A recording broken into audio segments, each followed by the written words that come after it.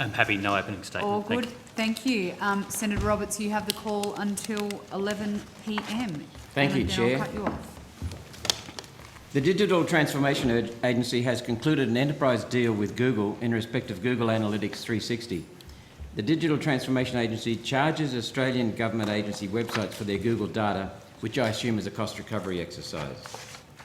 How much are you paying Google for this service, either 2021 actual or 2022 projected, please? Thank you for the question, Senator. So the Google Analytics service is actually put in place to ensure that we actually have good information on the utilisation and feedback of government services. So it provides for the continuous improvement of our government activities. So what does it cost? We have our head of procurement here, Michelle Tuck. Can we take that number to find out what the actual costs are for Google Analytics? Take it on notice? Senator will take it on notice. Okay, thank you. Google can obviously see all the data that you can see. After all, they just sell it back to you. On a normal private website, Google would be able to see identifying information for the website visitor or entity, being IP address, device identification, sign-in if they are logged into Chrome, etc. Google would then store that data in the data file they already maintain for that entity. Google's data file does not include names, but it does include locality, age, gender, employment, purchases, interests, travel, search and web history, and much, much more. Are Google adding data about private citizens who use a government website to Google's own data records? Senator, I'm happy to seek advice on that, but the actions of Google in those particular activities would be subject to Google and any prevailing laws. So it's quite easy for them to harvest the data because nothing precludes them from doing so. Senator, there are aspects of data. So the DTA generally refers to the digital components of these. There are some specific data areas and they're subject to PM&C. So potentially that question could be referred to PM&C. Are we able to get them on notice from you? If it's an issue for PM&C, Senator, I'd say it would have to go on notice for them. Thank you.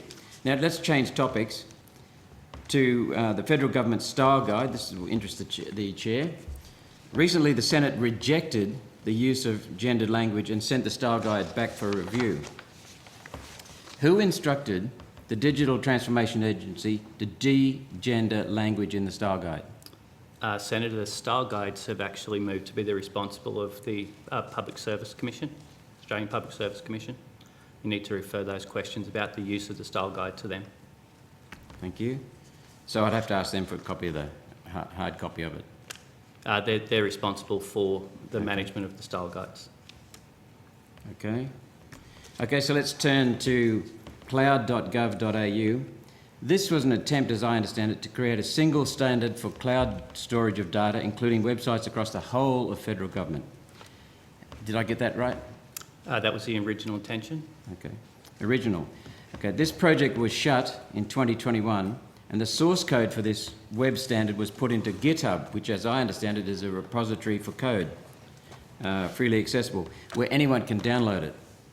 Could a hacker learn anything about what could be in use in federal government websites and data servers based on the information that they can freely obtain and contained in the GitHub files?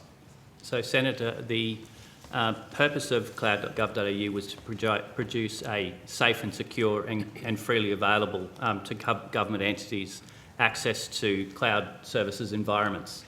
As that capability has progressed, it was clear that the market was able to provide those services, and the intent behind the security has been largely replaced with other components that we have, such as the hosting certification framework, which accredits cloud service providers to make sure that the controls that are in place for those services sit with government. So we have protections about where that data is stored, how it is transit, and who has access to it. So cloud.gov.au became redundant from that purpose. Yeah, I understand that, but apparently the source code for the web standard was put into GitHub, where anybody can access it. Senator, it's my understanding right now that the services that are using that function are all being decommissioned or moved onto alternative platforms. But they're already there on GitHub, so GitHub, they can access. Senator, GitHub is a repository for code services. It's not necessarily it's not the code service itself. It's separate. It is actually the description of the language, and if it's going into those GitHub repositories and it's open source, meaning it's freely available, it really is in public domain. Much of it, of GitHub, is actually contributed to by other parties other than government, and it becomes a community of development services. So why was this project cancelled? Simply Because of the transition, so the highly available public cloud services, the high security associated with those things, and the addition of additional controls such as the hosting certification framework that added specific controls to make sure that government was clear where government data was stored, how it was actually moved, and where that data was being managed by others, including third parties, that it was safe and secure in those locations. How much did this undelivered project cost across the project life, or the ARC, I think you call it, from January 2018 to September 2021? Senator, I can take that On notice. Thank you. So I commenced in October 13, so it's a bit before my time for those specifics. Okay, you and I are both scared of the wrath of the chairman, so we'll move on. This is not the only terminal outcome of one of Digital Transformation Agency's programs. May I reference the Whole of Government Platforms program, which was retired.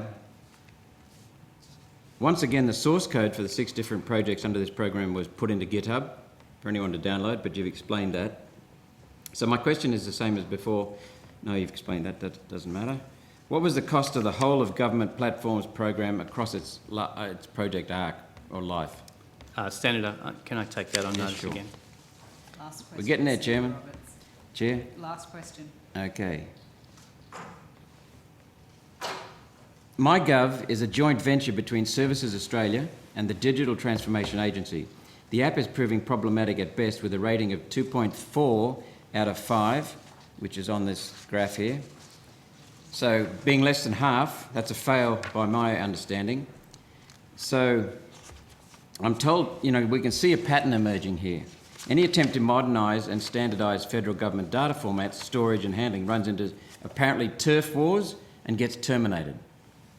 Now we have the digital identity, and I'm leading into the question, Chair. Now we have the digital identity, another of the Digital Transformation Agency's projects, which will be part of life for every Australian, and in many ways it will enable control of many Australians in their lives.